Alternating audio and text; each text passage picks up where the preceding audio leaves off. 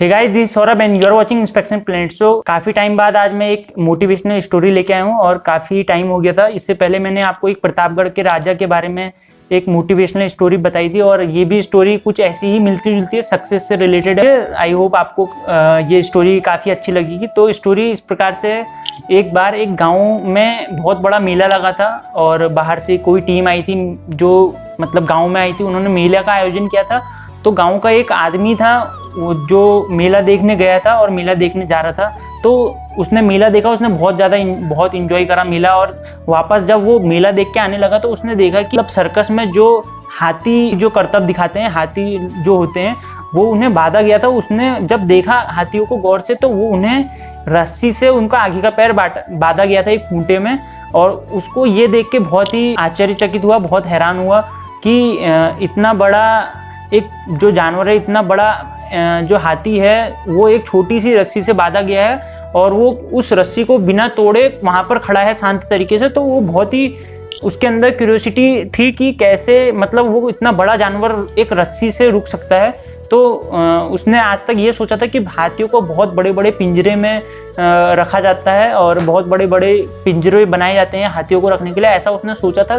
तो उसने जानने की कोशिश करी जो हाथी को चलाते हैं, यानी हाथी के जो महावत जिन्हें कहते हैं, उनसे जाकर उसने पूछने की कोशिश करी कि क्यों कि इतना बड़े जानवर को आपने कैसे रस्सी से बांध के रखा है। तो जब ये उससे महावत से जाके प्रश्न पूछता है तो महावत उससे बोलता है कि जब ये छोटे होते हैं, मतलब हाथी जब छोटा था तो तभी से हमने इनको रस्सी से बांधना शुरू किया था। और इन्होंने कई बार रस्सी तोड़ने की भी कोशिश करी और बहुत ही ज़्यादा अपनी इस ताकत का इस्तेमाल करते थे, भागने के लिए रस्सी को तोड़ते थे, कई बार तोड़ भी देते थे, लेकिन धीरे धीरे मजबूत रस्सी वो नहीं तोड़ पाते थे। और इससे उनके मन में ये बैठ गया था कि जो ये रस्सी है वो इस रस्सी से कभी भी भाग नहीं सकते, ये रस्सी उनको रोके रहेगी बचपन में। और ऊपर से हाथी के पास इतनी ताकत नहीं होती कि उस रस्सी को खींच के तोड़ के जा सके। तो उनके मन में थिंकिंग रह गई, हमेशा वो मन में सोचते रहते थे कि कभी भी हम इस रस्सी को तोड़ के जा नहीं पाएंगे। जैसे जैसे हाथी बड़े होते रहे, मन में ये बैठते रहा उनके।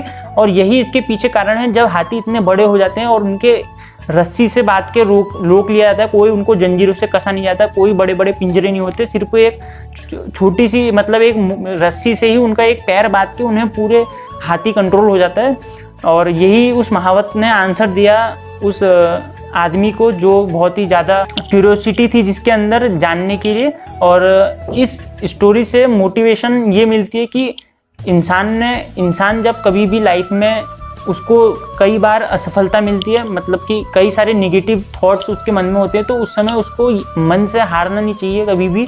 जिस तरीके से हाथी ने अपने मन में सोच लिया था कि कभी वो उस रस्सी को तोड़ नहीं सकता बचपन से, क्योंकि बचपन से उसे बांधा गया था उस रस्सी के। तो उसने बड़े होते होते अपना, जब तक वो था हाथी, उसने कभी ये नहीं सोचा कि इस रस्सी को मैं तोड़ के अब जा सकता हूँ, क्योंकि अब मैं रस्सी से ज़्यादा बल अब मेरे शरीर के अंदर है। तो ऐसा उसने कभी नहीं सोचा।